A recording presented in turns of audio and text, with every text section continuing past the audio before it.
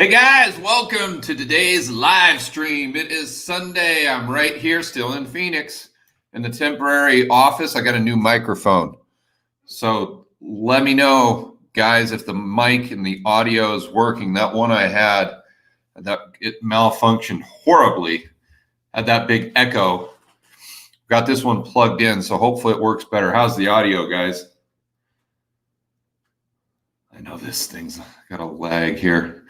The audio sucks, huh? Well, it's working. Well, I know it has a little bit of an echo, but is it doing that weird thing where you can tell it's super messed up? Great, loud and clear. Good. Yeah, okay. All right, good to go then, guys. I'd like to remind everyone to check out Rebel Capitalist Pro. That is the investment forum I have with Lynn Alden, Chris McIntosh. It is absolutely amazing. It's got their back-end research, which you cannot beat. Also, we do live streams a couple times, well, sometimes 1-2 times per week. It's either with myself, with Lynn and myself, or Chris and myself. You guys are absolutely going to love it. We've got a $1 trial that you can check out right now that my marketing guy Gene has set up. You can just go to georgegammon.com/pro. Check it out for a week. You're going to absolutely love it. But let's dive right into the questions. That's why you guys are here. So going up to the top, what do we got first?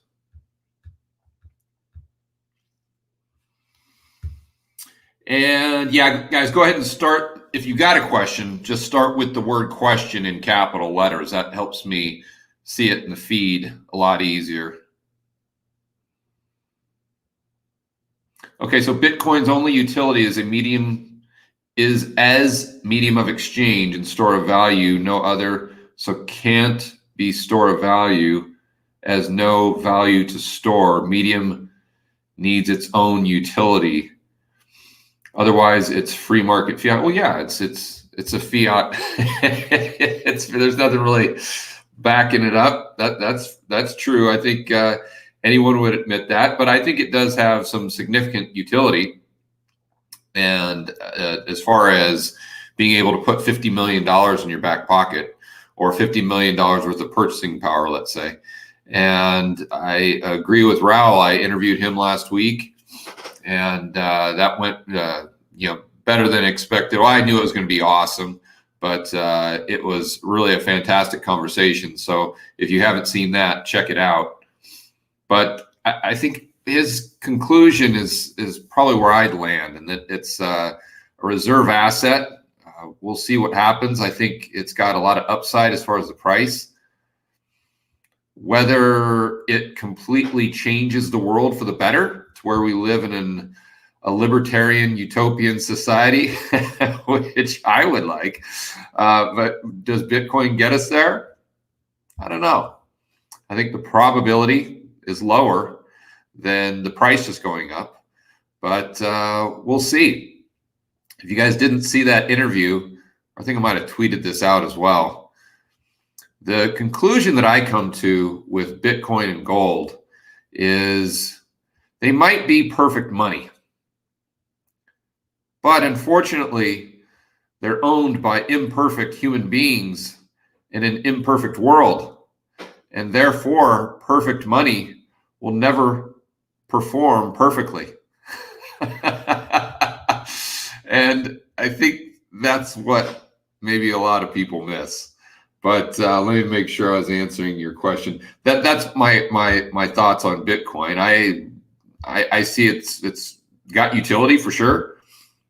I mean, we'll see how it plays out. I'm sticking to my guns, and then I think most people would be wise to consider owning both Bitcoin and gold, but just for two completely separate reasons. And actually, guys, I'm going to plug in my mouse while I'm talking, because my mouse the battery was getting low, so let me remember to do that. Okay.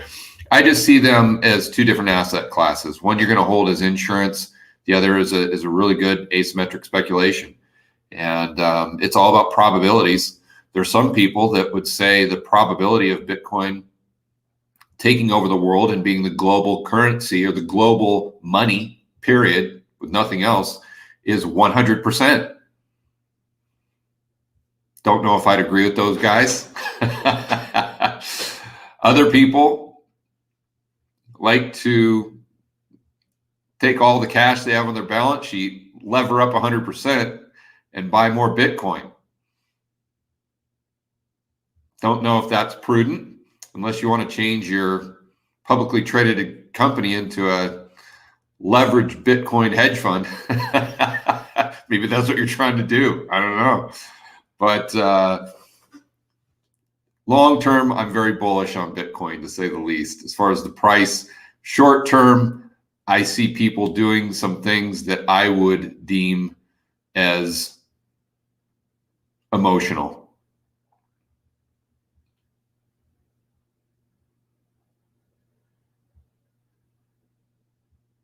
Dennis Gartman on the Market Huddle stated the reason we are and will stay a world reserve currency is because we have the strongest military power.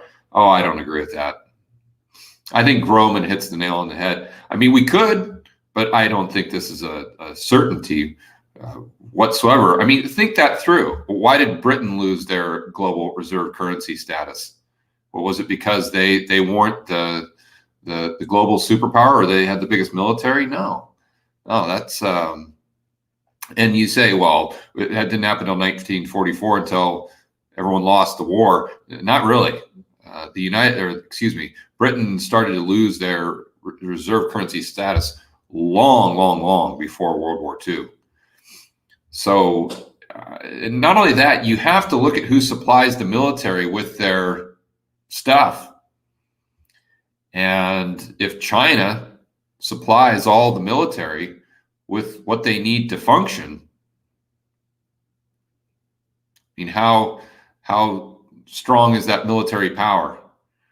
And I mean, the assumption there is that if anyone messes with the United States dollar hegemony, then we're just going to go and blow them up. Okay. Maybe, but also maybe not. And in a globally supply chain linked world where the military is more and more dependent upon global supply chains, the power that they have to force people to use the currency is less and less, and that's never happened in history. So why would it meaning that just because you have the biggest military means that you have the world reserve currency? That doesn't compute, or else no one would have ever lost their global reserve currency.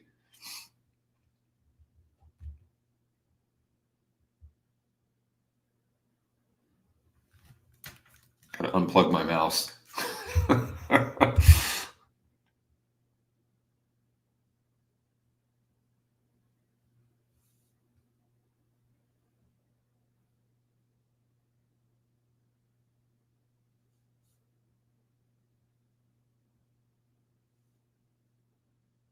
What are your opinions on the velocity of money? The video you made seems right to me, but sometimes you talk about it differently. How do you actually view it?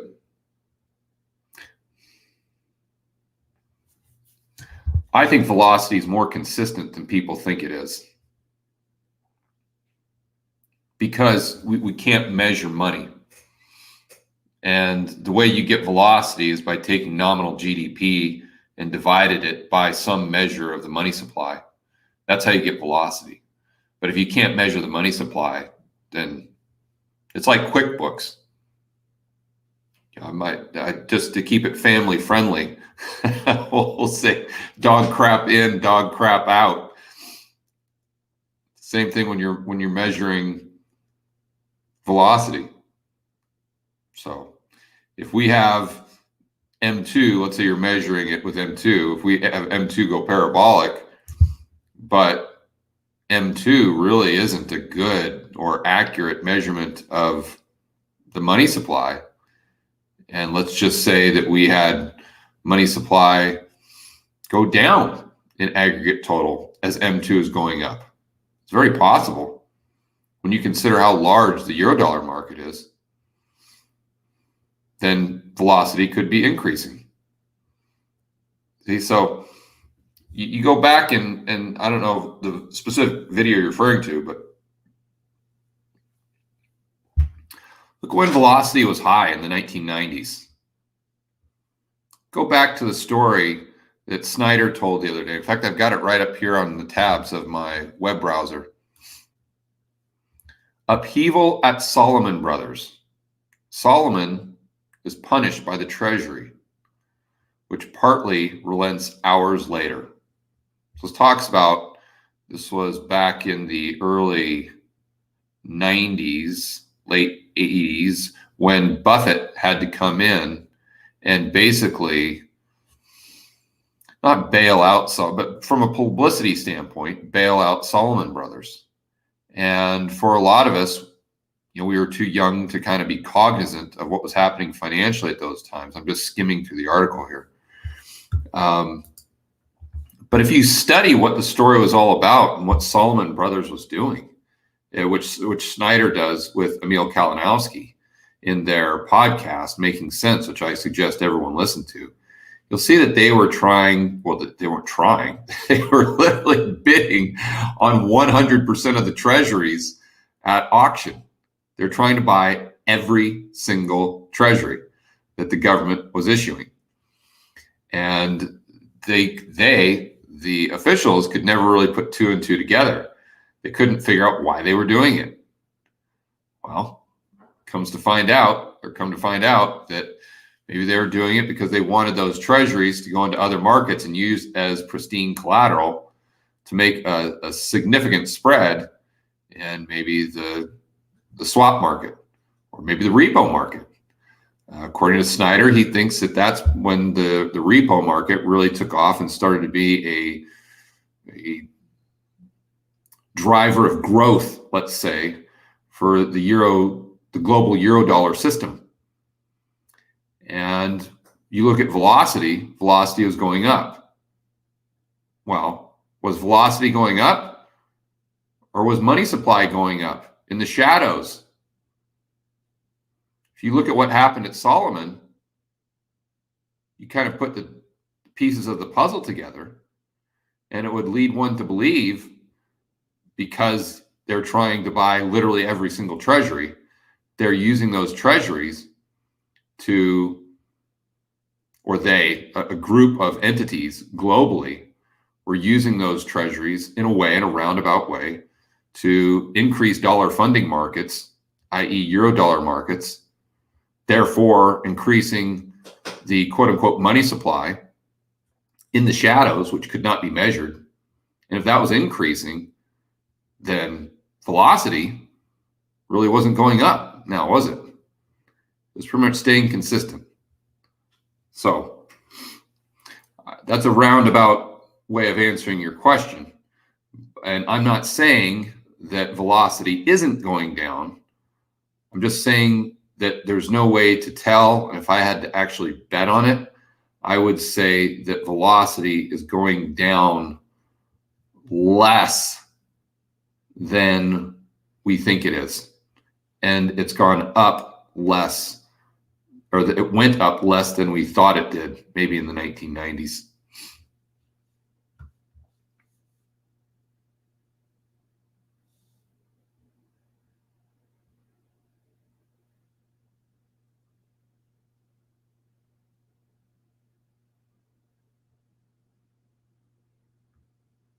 I want to start some kind of business, but I have a hard time thinking of a problem to solve.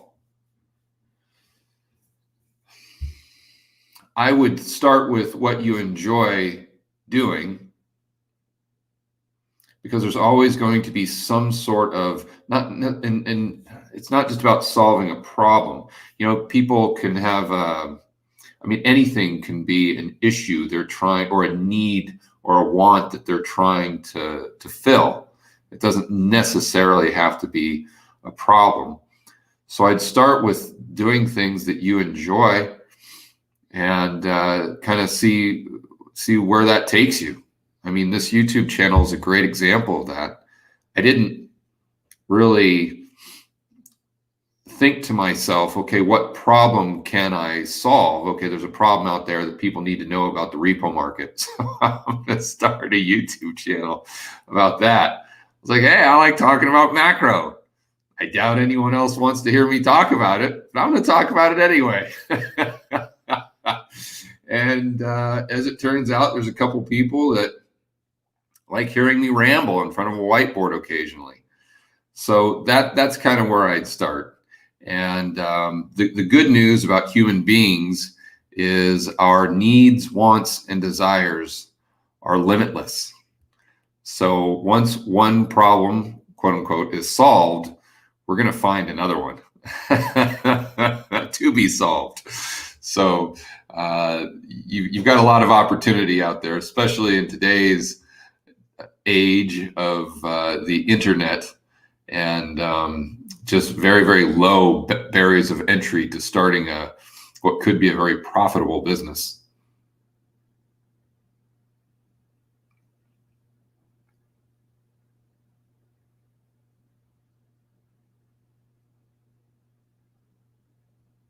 Do I have any experience living in or working in Florida? Did I ever work in Florida? I mean, I've done business there, but I've never lived there.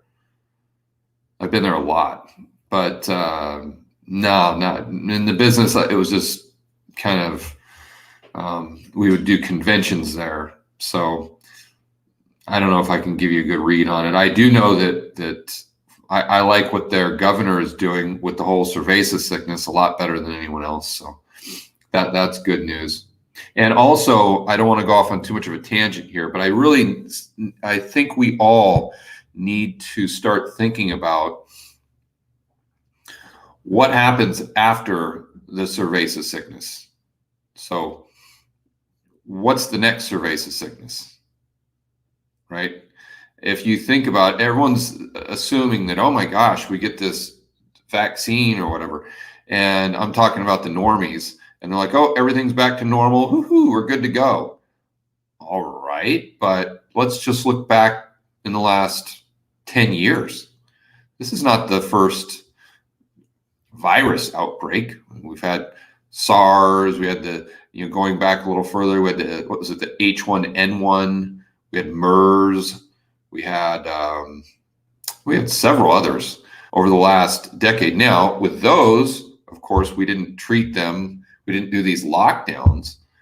But my point is, now that we've allowed the government to go this far, to completely ignore the Constitution, to lock us in our own homes and force us to close our businesses in the name of safety, why won't they do that again? And you may say to yourself, well, George, it's very unlikely that we have something this severe. Okay, granted, but why wouldn't they just do it as a knee-jerk reaction until the data comes in? And so, okay, it's not a year and a half of lockdown, off, on, but maybe it's just a quick 2 or 3 month lockdown. And then 2 years later, bam, it's maybe a 6-month lockdown. And then 3 years later, maybe it's a 3 month lockdown. See? So, and this was my concern. My biggest concern with the cerveza sickness is the amount of power and control we would hand over to the government in the name of safety. Because in my opinion, now you've opened up the floodgates, and we're going to have, and as our society becomes more feeble and fragile, and as our society becomes prioritizes safety above freedom more and more and more, which I definitely think they will, I think you're going to have lockdowns, and you're going to have this, what we've experienced in 2020, happen more and more often. So what does that do? to businesses? What does that do to the economy? I think people really need to start thinking this stuff through, and nobody is. Nobody is. What if moving forward now we have a lockdown situation once every 3 years? How does that work with stimulus? How does that work with government deficits? How does that work with the suicide rate? How does that work with alcoholism? How does that work with drug use? How does that work with small business lending? How does that work with venture capital, IPOs? How does that work with all of the market share going to those mega corporations who are the only ones that are allowed to stay in business or open their doors during these periodic lockdowns? I don't know. What I do know, like I said, is nobody is talking about this. And I think we need to start thinking about it and start to not lose sleep, but start to weigh the probabilities of this happening and to set up a plan B or a financial game plan, or probably more importantly, a personal freedom game plan in case that's what we start to see.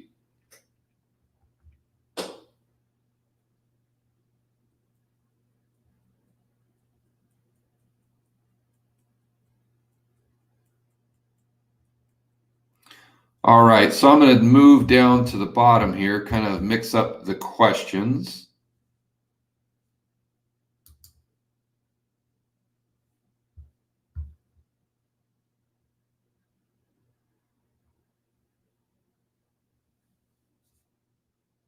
If the Fed gets a 6% dividend for doing what they do, then wouldn't inflation always be 6% minimum?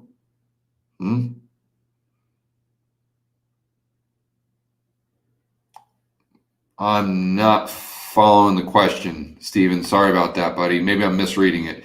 If the Fed gets a 6% dividend for doing what they do, then wouldn't inflation always be 6%?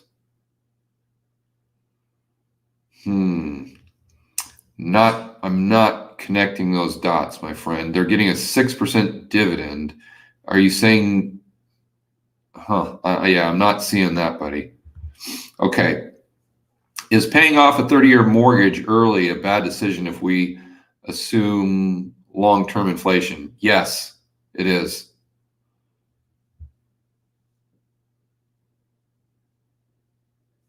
Yeah, if you're assuming there's going to be a higher rate of inflation than your current rate of interest, then it would be a bad decision, assuming you can afford the payments.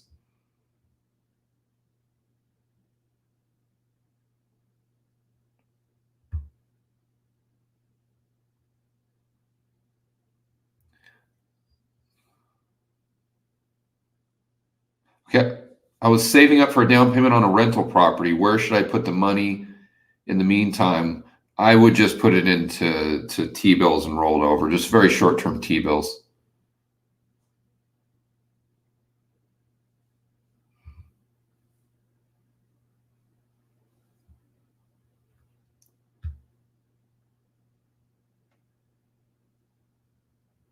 Can I clarify Raul's argument on the drop in real wages?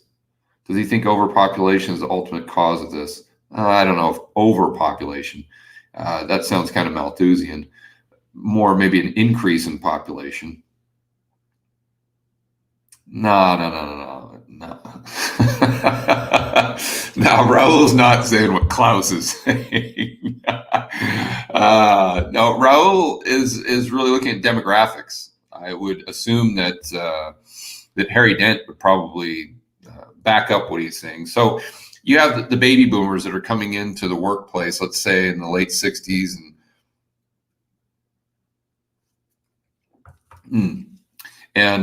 or when they're coming into the workplace and they're competing for the same amount of jobs. Therefore, wages have a tendency to go down. And then they start taking on more and more debt because they're trying to improve their standard of living. And this happened to coincide with a 40-year downtrend in interest rates since 1981. So you see real wages pretty much stagnant since actually not since 1974. They've gone down substantially since 1974. Average hourly wages when you adjust for inflation. Keep in mind that's what the CPI. They could be down even lower than that if the CPI was calculated accurately. And so anyway, their purchasing power has gone down significantly in real terms. Therefore, the only way to make that up is to take on debt and to either consume or to buy assets that will hopefully increase in value more than the loss of your purchasing power due to your real wages going down. And the argument makes a lot of sense to me. I think there's even more moving pieces, but that was kind of the gist of his argument.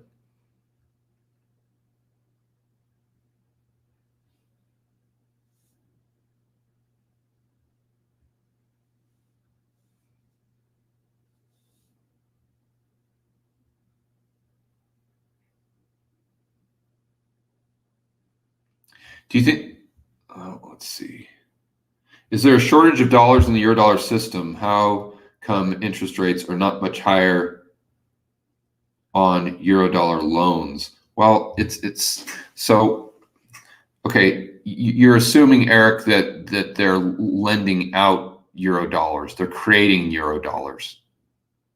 You see, so the supply isn't so much the issue. It's in my opinion, it's more so the solvency of the individuals who need the dollars.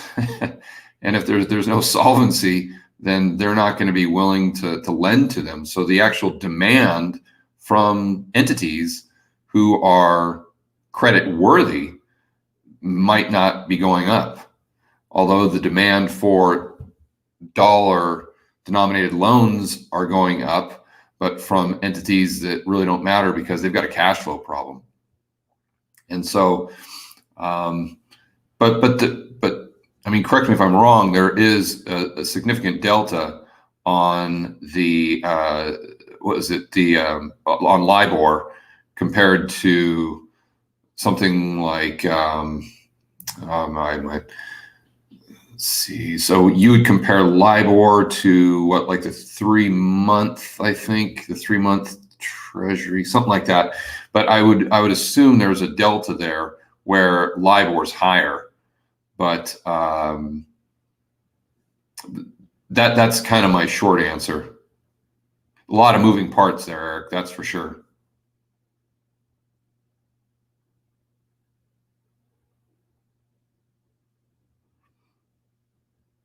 Oh, wow. Okay, millennial returning from rioting here. Yeah, Miguel, that's funny. That's just that's an inside joke from one of my last videos where I was making fun of millennials. And to be clear, guys, I know I was hard on millennials the last couple weeks, but I'm hard on everybody. I go in waves where I make fun of lots of people, including myself. But would you recommend I buy a rental property closer in the suburbs or out in the country? I don't know. I mean, personally, I'd rather be in the suburbs because I just think your liquidity outside is going to be a lot lower, and I put a lot of value on liquidity, a lot.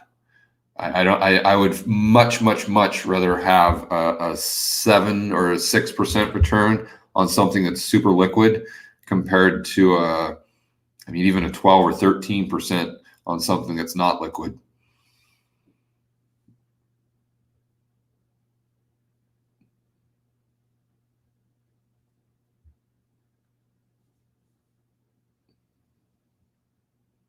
When mortgage rates drop, stocks refi back out to a 30-year from a 15-year out of my primary residence to keep the same pay. Oh, okay. Well, I'd have to look at the fees and whatnot, but assuming all else was equal, I lost the question. I would try to be in a 30-year fixed rate loan.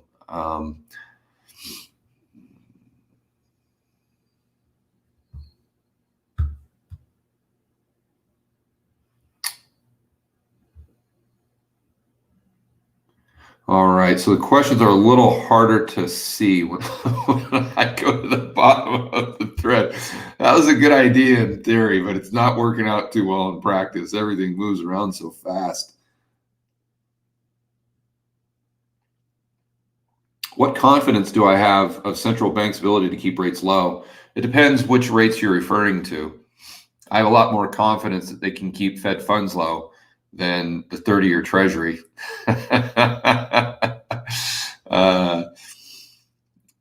It just, I mean, I have a lot more confidence that they can keep Fed funds low than a mortgage rate where it's more of a market-driven rate, because there's got to be a specific premium for risk, which would include inflation. If the Fed's buying those mortgage-backed securities, then it can keep that spread pretty tight.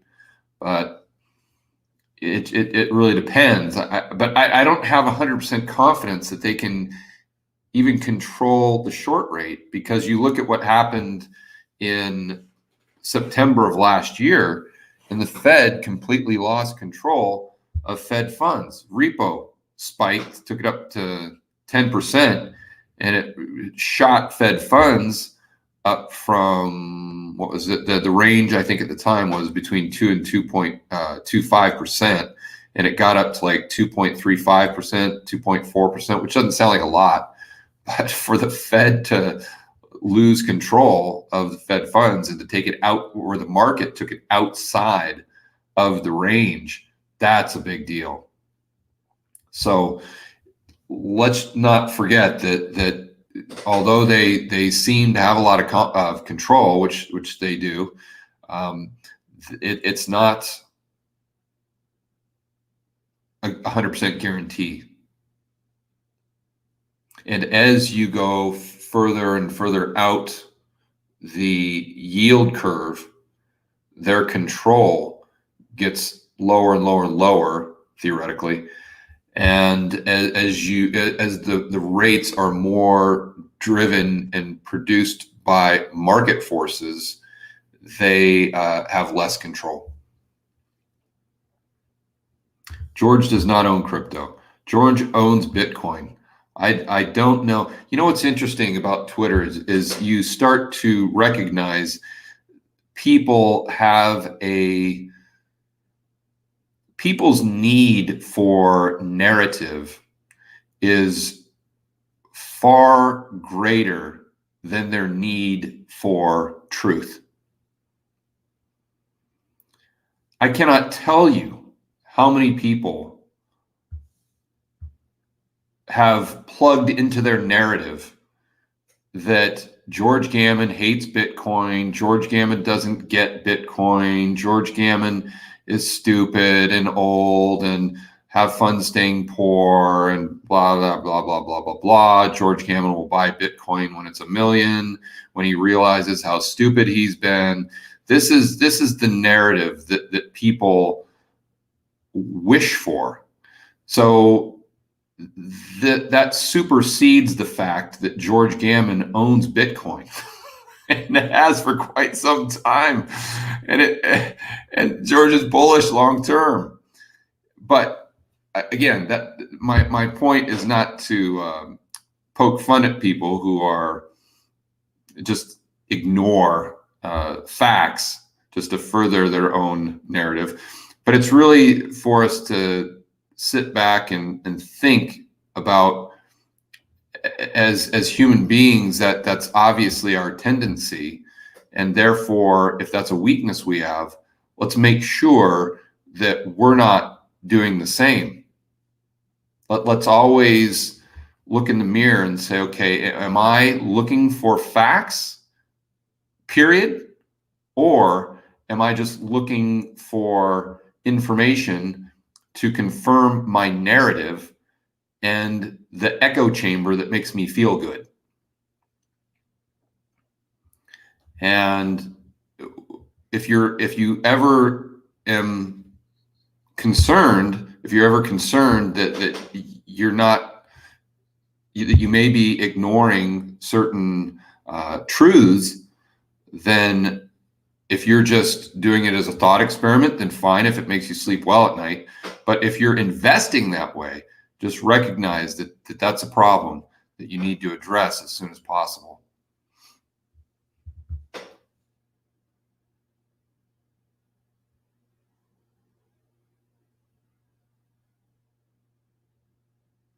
With all, oh shoot, with all these central banks printing like crazy, why is the dollar getting punished by the other? Well, see, boy, you're using the word money printing, and that is such a tricky phrase, because what most people define as money printing, I think what most people think of as money printing is not what they assume produces money printing, right? So most people think of money printing as this money just being launched out into the economy like helicopter money. And most people associate that with the Fed's balance sheet, but that's inaccurate. The Fed can take their balance sheet to a quadrillion, and all they're doing is just creating bank reserves.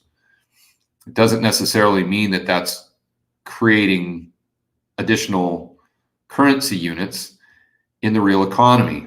And I would define that as an increase in deposits in the commercial banking system, right? Because when we start thinking about whether it's cash on the bank's balance sheet, if that cash is held at the Fed and the reserve accounts, and if it's somehow subdivided and going to the TGA and the government spending it, that's where you really get into the minutia and it gets wildly complex. But I think the easiest thing to do is just ask yourself the question, if action A produces more bank deposits, commercial bank deposits in the real economy, yes or no? If it does, then it's money printing. If it doesn't, then it's not money printing, but it could facilitate additional money printing, right? So I think that's how I would define it. So it's not just about the Fed. So, oh, here's your question again. So why is the dollar getting punished? Well, because if you look at the commercial bank deposits, if you want to look at M2 money supply, and again, I don't think it's completely accurate, but if you want to use that as a measuring stick, you see it that our M2 money supply is increasing significantly faster than the money supply of other major currencies, such as the euro and the yen. Again, money supply is defined by M2. Also, maybe even base money. I would guess, I don't want to even talk about base money, because then we're going to assume that there's a direct correlation there, and there isn't necessarily one.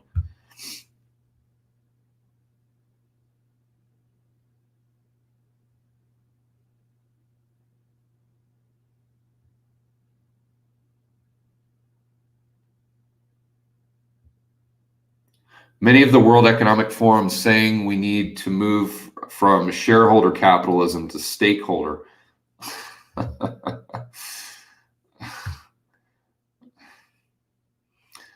You know, they have so many of these little bumper sticker slogans that are just drivel. What does that even mean? Stakeholder, like, what does that mean? That doesn't mean anything. It's gibberish. How does this play into their agenda?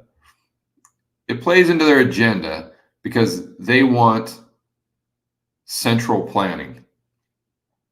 And the further you move away from free market capitalism, by definition, the closer you're going to be to central planning.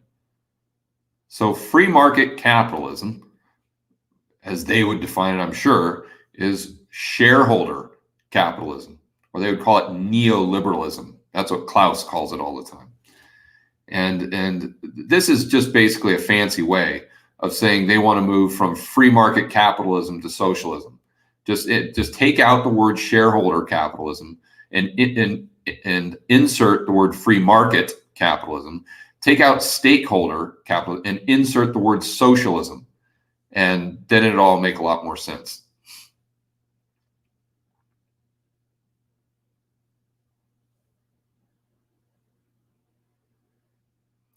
I mean, I don't want to go down too much of a rabbit hole here, but we know how I'm answering the question before I read it. We know how much money is being printed. How do we best track velocity, stagnation versus inflation? My assets are in real estate in Florida. Okay. How do you best track velocity? I don't know. I can tell you what's not. I don't want to put words in Snyder's mouth. I might interview him tomorrow, but my guess is he'd say the long end of the yield curve. Once you see the long end of the yield curve go up, you know that in the shadows, velocity is going up as well. Then you have to ask the question, well, how much does the Fed manipulate that by if they're buying the long end of the curve? I don't know. And that's why I always go back to the fact that we're reminding everyone that we're living in a hall of mirrors. Everything in our economy is an illusion. Nothing is real. Nothing. It's all like the Matrix to a certain. It's in fact it's less real than the Matrix, because the Matrix was at least a computer simulation. This is where you could see the simulation, and the simulation was the simulation. What we're looking at is we're looking at something. What we're looking at is more like a mirage, where you're in the desert and you've got the sun has been beating down on you for a day, 120 degrees, and you look off into the distance as you're almost passed out from exhaustion, and you see what looks to be a lake or some sort of body of water that you keep going closer and closer to it. But as you get there, you realize that it's fake. There's nothing there. And that's, in my opinion, what the U.S. economy is. Every single time you look out there and you look out your window and you go out of the house and you see people driving around in nice new cars and you see people spending money, it looks like there's a real economy there, and that economy might be pretty healthy, until you start scratching on the surface and looking beneath the hood. And then you're like, wait a minute here. There's no economy. There's nothing here. It's just like the oasis. It's just like it's the illusion, right? So that's what I think. It's a mirage, and but I think we just need to recognize that. And once we do and come to terms with it, then we can better understand how to position ourselves for the future.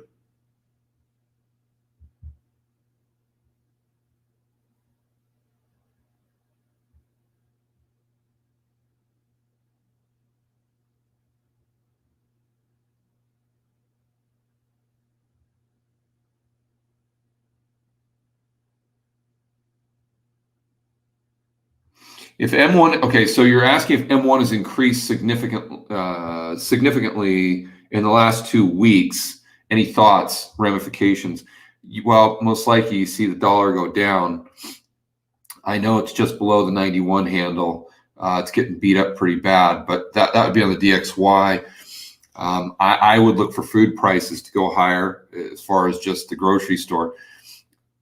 Also, I would look at how much the Fed is, what percentage of the treasuries the Fed is buying from auction the last 2 weeks. I would assuming it's a high amount, and I would look for some sort of correlation between the percentage of treasuries issued compared to the percentage that the Fed was buying.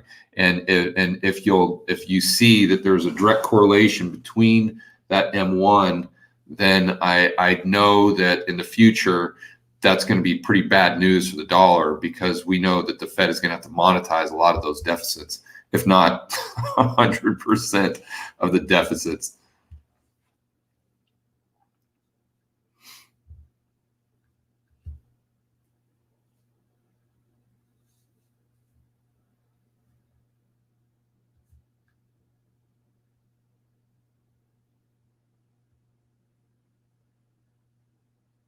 Can our currency ever be put back on a standard to measure? Sure. I mean, that's totally possible. I think the probability is maybe a better question, Audrey. So it's definitely a possibility. As far as 90% probability, 10% probability, that's kind of where you got to do some digging and some thinking. And do they back it with gold? They back it with Bitcoin? And let's just say that they did back it. What does that mean?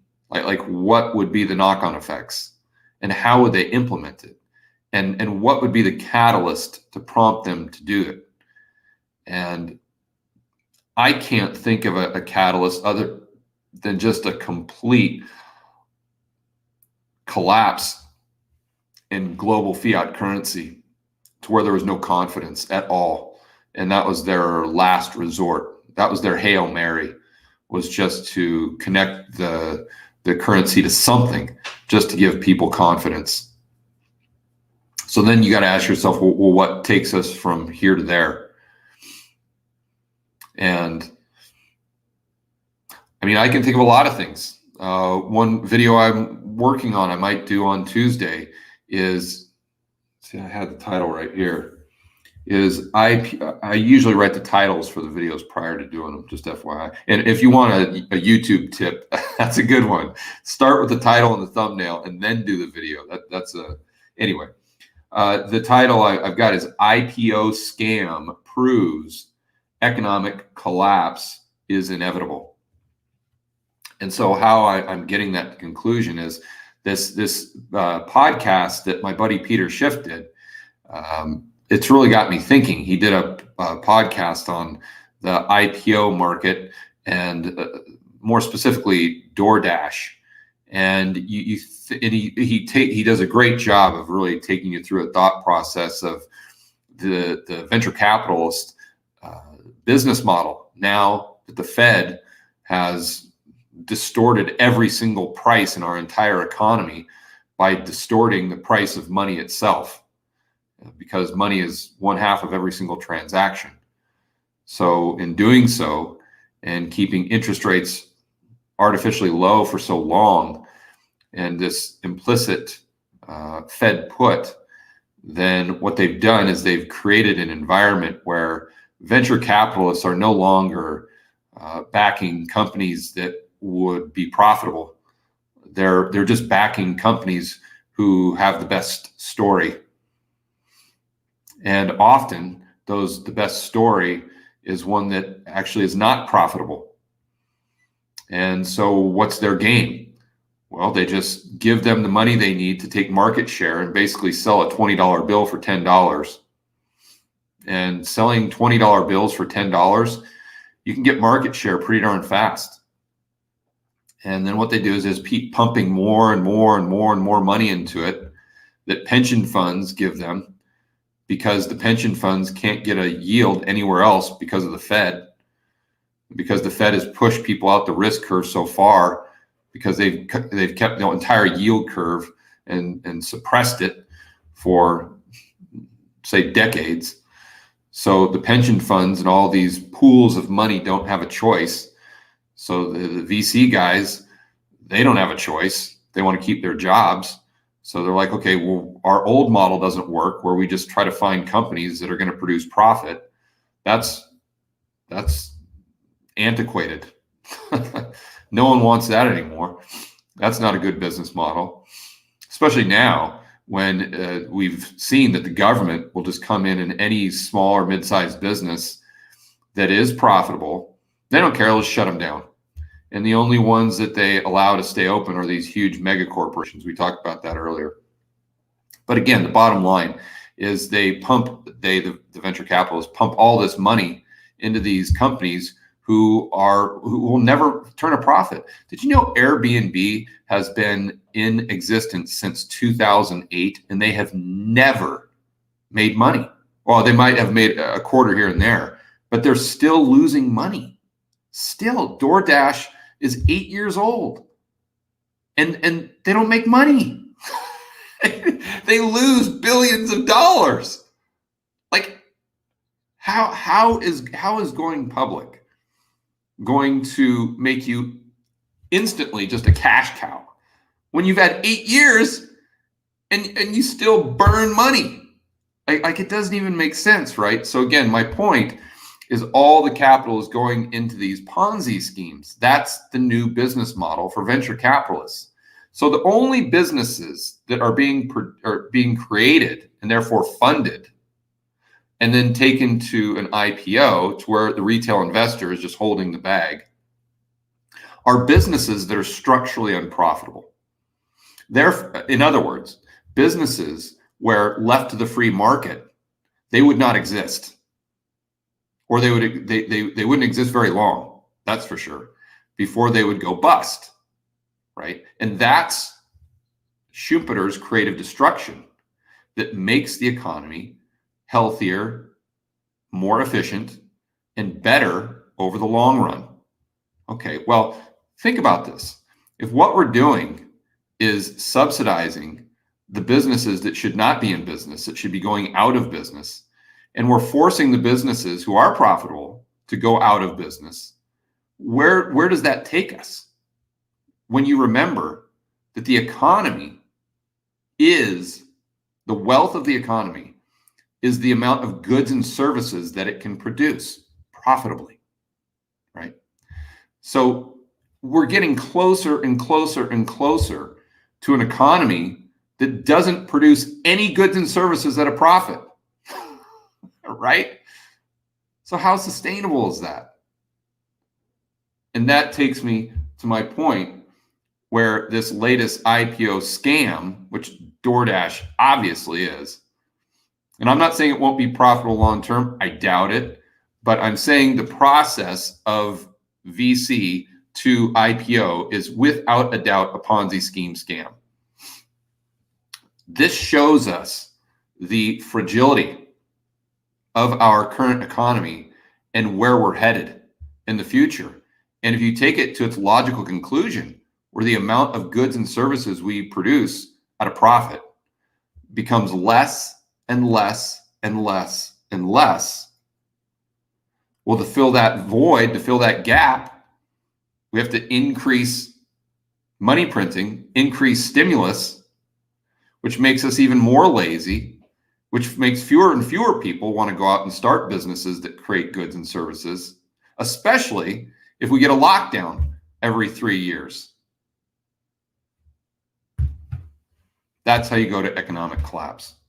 So anyway, I can't recall the question. I'm sorry, I went off on a tangent there.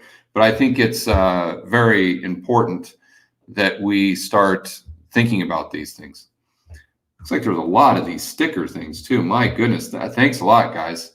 I really appreciate that. And it does a lot of help for supporting the channel and with the editors and whatnot. So I really appreciate it. Most of you know this, but for some of you that don't, I have a team of about maybe 5, 6 people that work on the YouTube channel, the website, and everything, and the podcast. So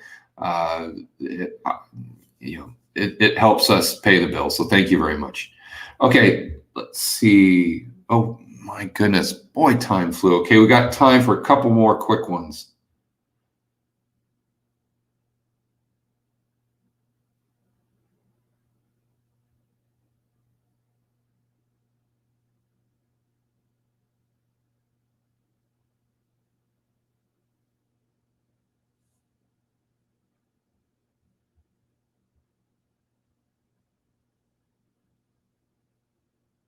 Dang it. Uneducated economists pointed out the non-future sales of 10 years, 10-year treasuries, I'm assuming. And that sounds exactly like your lack of T-bills while buying them all up. Wouldn't that be the rocket of interest behind the scenes? Miguel, I'm not sure I understand your question. Shoot. The uneducated economist, really good friend of mine and super smart guy. Let's see. I'm not understanding your question though here. Uneducated economist pointed out the non-future sales of 10 years. And that sounds exactly like your lack of T-bills while buying them all up. Oh, you're talking about Solomon Brothers. Would that be the rocket of interest behind the scenes? I'm not really understanding your question, buddy. Sorry about that.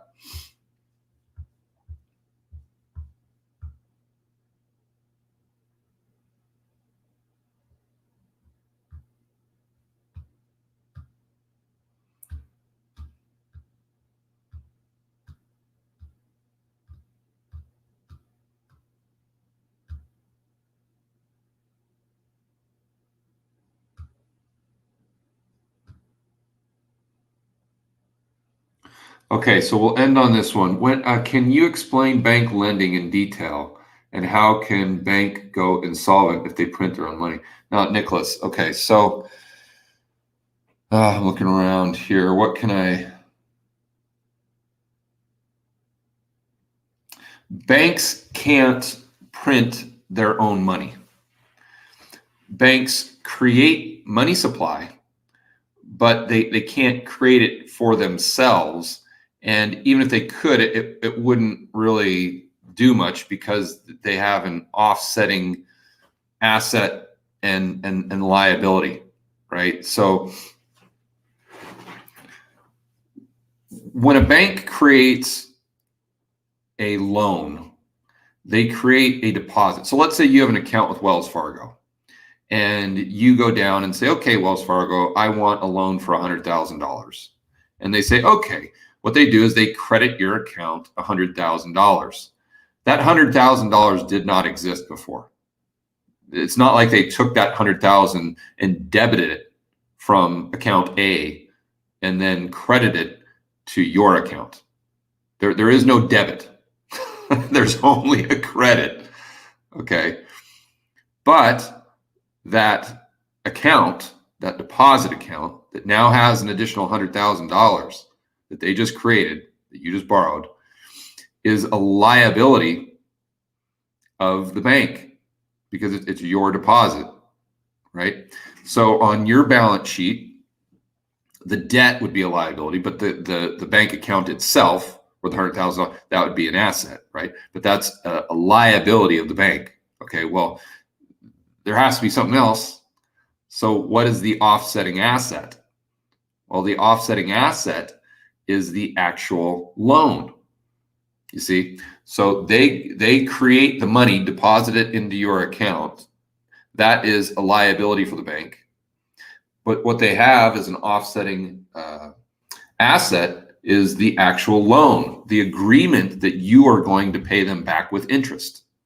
That is now an asset on their balance sheet. Okay, so let's just say that they somehow lent money to themselves. Okay, well, you're creating. They create $100,000, let's say, asset that, but you see that but the deposit itself would be their liability but then they'd have an asset that they'd owe themselves. So if they spent the cash, let's say, they'd still owe it to themselves. And if they didn't pay it back, then they could still be insolvent. And that's if it was even legal, which it isn't. So it's tough to explain without a whiteboard, but it's not the way it works, because they're not. Another way to look at it too is they're only creating bank liabilities. You see, when you get a loan or when you transfer purchasing power to another individual, you're not transferring money. You're transferring a bank liability. That's it. That's it. That's why I always call it fugazis. People think that a bank gives you a loan or something, and they just give you a pile of gold coins, and you owe those gold coins back to them. No, you're not getting anything. They're not even creating. They're creating nothing but a ledger entry, and the ledger entry isn't even physically real. It's just a liability. That's all it is. So, they can create all the liabilities for themselves that they want, and it doesn't really give them any additional purchasing power. That's probably, I guess, the best way to say it. Okay, well, I'd like to remind everyone to check out Rebel Capitalist Pro. That is the online investment service or forum, I think is probably a better way to say it, with Lynn Alden and Chris McIntosh. Tons of amazing research live streams. It'll make you a much, much better investor. It'll give you an edge. And as you guys can tell from this live stream, there's a lot of things to think about. We live in a very complex world. The developed world economies are quite, well, not literally, but they're built on a foundation of sand, and they're becoming more and more fragile by the day. We have to have a deleveraging, as I completely agree with Chris Cole. Whether that deleveraging comes in a massive deflation or inflation, I'm not sure. It's a matter of probabilities. But I do know one thing, that if you got two choices. You can either be prepared or you're going to be a victim. And I think the best thing that you can do to be prepared is watch YouTube channels like mine and check out Rebel Capitalist Pro. And I'm not saying that lightly. I'm not saying that just to sell it. I truly believe in it. And I truly believe in my partners, Lynn Alden and Chris McIntosh. So if you want to build wealth and thrive in a world of out of control central banks and big governments, check out this playlist and check out Rebel Capitalist Pro, georgegammon.com/pro. And I'd like to thank everyone. We had well over 1,000 people here. So let's do some shout outs at the end. We got Francisco, Brendan, Seymour, BNB, Veru, Mark, Wondering Doc, Kevin, Ralph, Arthur, good to see you, buddy. Miguel, Joe G's Craft Cannabis Guides, Tira, Dwayne, Praddock, Angelique, good to see you. Venus, Wyatt, Evan, Bear, Big K is big something. Nicholas, All Nighter, Chris, RH, Jax 888. My tinfoil hat is here. Good deal. All right, folks. Thank you very much for your time. I appreciate you guys hanging out with me on this Sunday afternoon, all the amazing questions, and I will see you on the next video.